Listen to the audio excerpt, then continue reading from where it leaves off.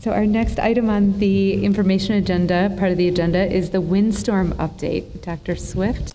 Yes, Madam President and trustees, thanks to Ms. Osinski who pulled together quite a bit of information that we have. Everyone, I think, knows that winds nearing 70 miles per hour swept through Michigan a week ago today. And really spread wide, we just had widespread damage across the area, and leaving almost 1 million people, or around, I think it was well over 1 million, but about 1 million accounts without power. DTE has characterized this event as the largest outage in their history. So it really was historic. And historic windstorm. I just want to review, trustees, kind of what we went through and use this opportunity to thank our partners who helped us so much. The schools that were without power from Wednesday afternoon were Baugh, Forsyth, Hazley, Lakewood, Lawton, Logan, King, Skyline, Wines. We didn't announce it because we didn't want to cause any confusion, but Al-Anon Towner was also down during this time. All of our facilities teams were out at schools by 5:30 on Thursday morning. We kind of categorized this report into things that blew away. What is that? So we'll go through items that blew away. So Ms. Osinski, help me out, the lower left there. They look a little different. That is the Huron copper flashing. Yes. That is the next picture is bleachers. And that far picture is, I believe, Patton Gill boiler room ceiling.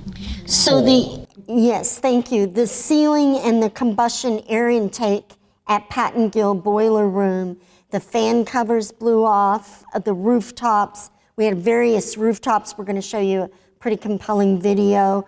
Trees, the Huron copper siding, which Ms. Osinski mentioned, damage to fences, to roofs, to bleachers, to communication lines. There's some of the copper off of the side of Huron there. You can see how twisted up it is. We had a number of poles snapped, of course, around town, but also on our property. This is the one at Forsyth.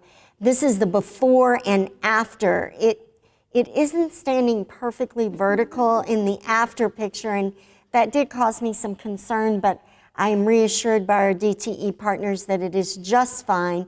A number of lines were hanging around the building, which is why on social media and all of our messaging last week, we're just reminding students and everyone not to get near the lines, the wires that were loose and hanging. So just really damage across the district. We'll share more in detail.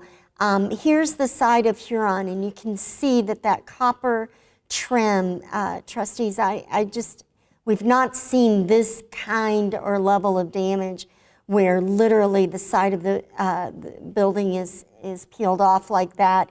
This is the boiler room at Patton Gill, and you can see once the fans blew off and the kind of the caps there, all the stuff that blew in once that was off of the top of it. And you can see trees and just a variety of amazing trees falling around the district. Now this one, Ms. Osin, I'm going to be quiet so she can play the audio. I'd just really like you to see this video. It's somewhat impressive. This is the community high school roof.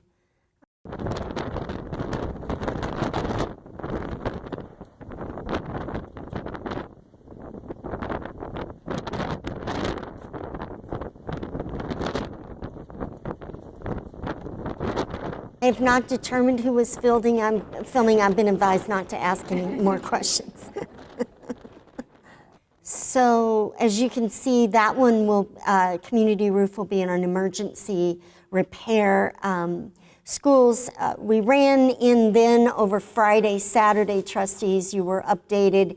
the competing problems, challenges of low temperatures and no heat in buildings. So schools that remain without power on Saturday were especially in pretty critical risk. So those were Baugh, Logan, King, Allen, and Lakewood. So our team rented generators and cables, and we moved those buildings over the Friday, Saturday timeline onto generator power so that we could keep them at a minimum temperature. Once we installed generators, then we needed to engage our security firm who provided 24/7 security for those 5 remaining buildings to ensure the safety at those sites.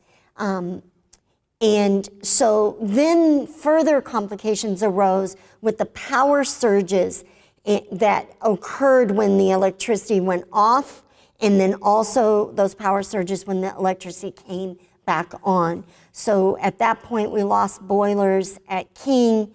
There was a critical problem with the transfer switch at Logan, and our utilities team repaired that.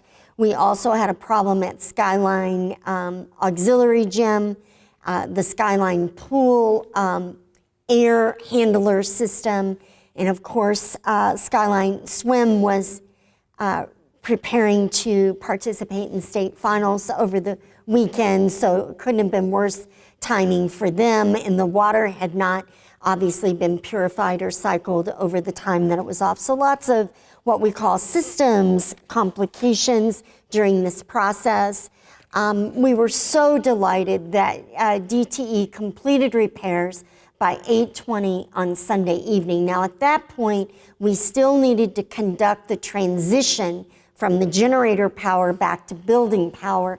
I had promised the community on social media a 9 p.m. deadline, and I just want you to know, trustees, they kept me sweating right up to about 5 till 9, and they were literally running to get that done because they knew I wanted to send the message by 9 p.m. So we were able, thankfully, we're so grateful to bring those last 2 schools, King and Baugh, online just right at 9 p.m. on Sunday evening. Now, we did have teams work then through the night just to make sure that things were ready. As a result of extraordinary effort of a number of people over this 5-day time frame, all of our schools reopened on time for classes on Monday morning. And we just want to take an opportunity to thank our partners at DTE, at Harper Electric, at WJ O'Neill, at Utilities Instrumentation Service, and at Bridgeway Cummins. And then I also want to thank our folks inside our Ann Arbor Public Schools team.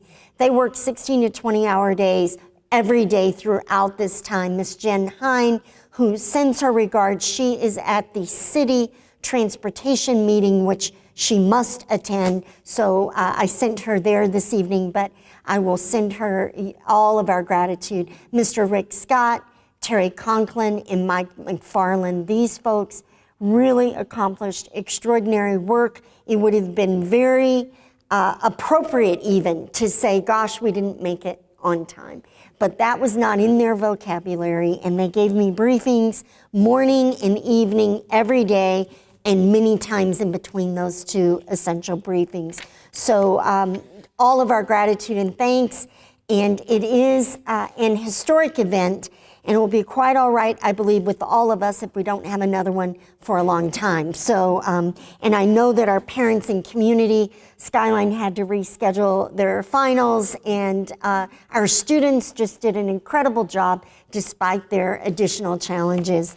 And you know, it seems like it might be fun to have an unexpected March vacation, but when you don't have any electricity or heat, I think a lot of the fun goes out of it. So I do understand that the libraries, and I'll tell you, every coffee shop and restaurant I was around was full to overflowing. So trustees, we appreciate your support, and thanks to our community and parents who hung in there with us through this event. Thank you.